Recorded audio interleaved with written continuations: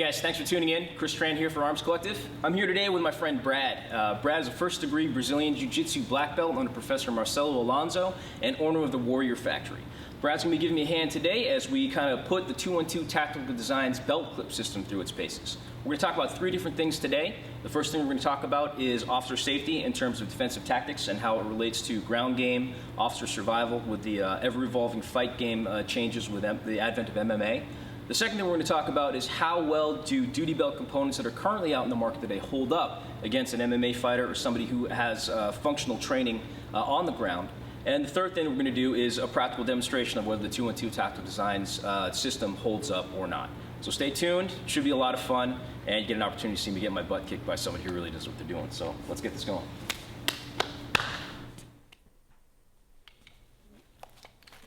Okay guys, so we're just going to put in a little quick disclaimer here. We are not shooting a defensive tactics video. Maybe we'll do that in the future. But for now, this is more of just an example of what can happen to an untrained officer who doesn't have any weapon protection skills or any ground fighting skills at all. This is to show you just the worst case scenario for somebody that doesn't know how to fight and defend themselves from the ground. Drop your arm, boom, cuffs.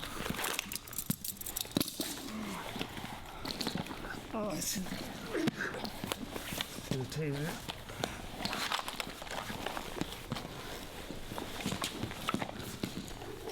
Ooh, drop my arm, cuffs again.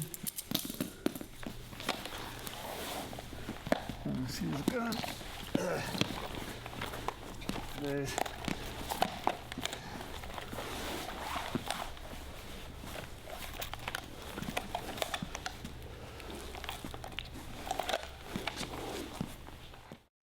Alright guys, so in the last clip, you saw very handily how quickly things can go from a really bad day to an extraordinarily bad day for an officer that doesn't have any ground fighting skills at all, or at least any type of ground survival skills.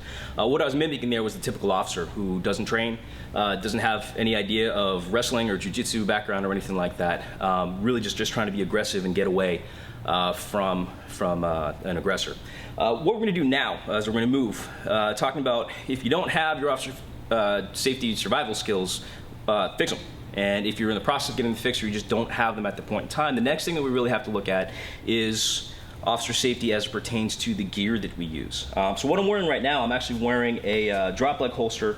This is actually on loan from a full-time law enforcement officer. I work with him every day, and he agreed to loan his holster to me for the day, so we kind of test it out. So this is a major manufacturer holster, major manufacturer attachment system.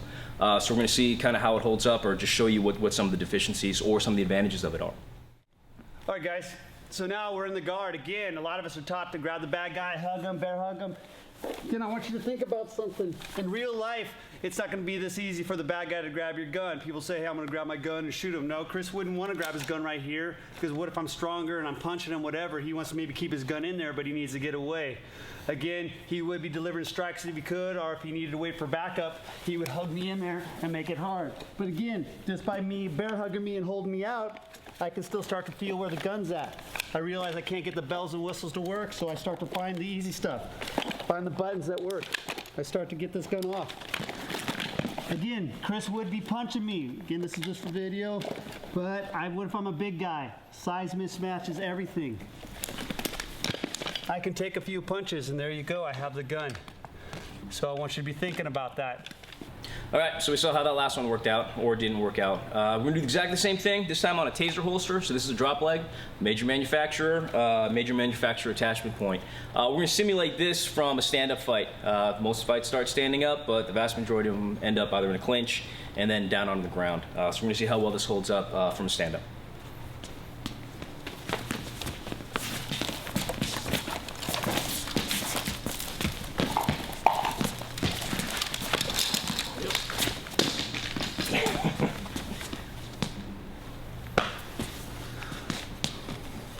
Okay, so we saw how well that last one worked. All right, so next up is going to be the one that we really want to test out, which is 212 Tactical Designs. This is their modular belt clip system, and it's very easily replaceable. If you haven't seen my previous video on this over on the Chris Tran page or up on YouTube, basically what this does, this design system, it mates up with the Zac Tools keyring holder. ZT54 for 1.5 inch belts, or the ZT55 for more the duty belt configuration like I'm wearing right now.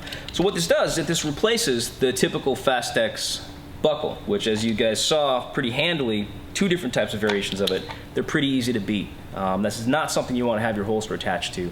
Definitely not something I wanted to have my less lethal option attached to, as you saw how quickly Brad was able to defeat that. So instead of using these, we've been testing out the 212 Tactical Designs instead. Now if you notice, this is made out of stainless steel, and it's just a hanger system. And what this does is this mates right on up to the keyring portion here on my duty belt. The reason why I like this, one, it's made out of stainless steel. This has can hold up to about 300 pounds of static weight. And if you notice, instead of taking up 1.5 inches on my duty belt, and me being a small guy, any bit of real estate I can have is important to me. It's just a small little clip. And again, with one hand, completely modular. This could be for a first aid kit. It could be for an ammo pouch. It could be for my gas mask. Currently, I'm testing it out on my actual holster right now. With one hand, I can just clip this right on, nice and easy. And with one hand, I could stack on another accessory if I needed to, but I can also take it off easily as well. And for first responders, that's important again because we want to keep the stuff off of our thighs if we have to apply a tourniquet to do direct care to ourselves in the field in the event that we get shot. Okay, so what we're going to try now, we're going to make sure that you guys understand we're not trying to stack the deck for 212 Tactical Designs. We're trying to keep this as unbiased as possible, and we're actually going to give them a bit of an unfair advantage on this one, is that we're going to have Brad again try to take my drop leg configuration off, and I'm not really going to offer up much resistance at all, even less than what we were showing in the slow mock kind of scenarios that we had before. I'm just going to try to hang on to Brad. I'm not going to try to defeat him. I'm not going to try to push his hands away. I'm just going to try to keep him in my guard, and we'll see how he does up against 212 Tactical Designs. All right, guys, again, so just want to make sure that people understand that we're not trying to show 212 Tactical Designs any favoritism at all. And like I said earlier, yeah, we were really trying to put them at a bit of a disadvantage here by offering even less resistance than I had before. And again, this is not a defensive tactics training video. I'm actually doing exactly opposite of what a trained officer should be doing. Wouldn't be rolling around with my arms out, and I'd definitely be punching and striking and eye gouging and all that type of stuff, and doing whatever it took to get the attacker off of me so I could get home to my loved ones. Again, this is just to show how 212 Tactical Designs holds up from the ground.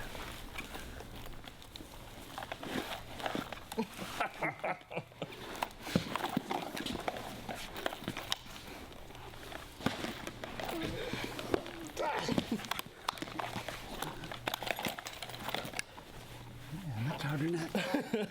What's going on, Brad? Much harder than I thought. Yeah. And I'm not even getting punched yet. It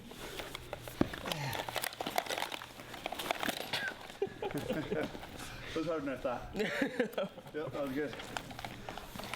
Because if you can't lift it up, and it makes it hard. That's why I unclipped the other part to see. Cool. And that was even without punching. Mm-hmm. Alright, so the question is, can the 212 Tactical Designs belt clip system be defeated? And the answer is, well, like any other piece of mechanical equipment, of course it can. It did take some doing, though. So the last clip that you saw was Brad's first exposure to the belt clip system. He wasn't quite sure how it worked, and obviously you can see he wasn't able to defeat it from the ground. This time I'm giving a little bit more resistance, but again, not really doing what a trained officer would do in terms of wrapping and attacking or any type of weapons retentions techniques that we teach at various departments. Again, just kind of offering him some resistance. So Brad was actually able to beat it here, as you'll see. But compared to all the other products that we tried, all the other modular attachment systems that are out there, the 212 Tactical Designs held up very well, much better than anything else that we tested for the day, and we're very happy with it. It's not easy. It's not easy, right? And that's without getting punched. Yeah.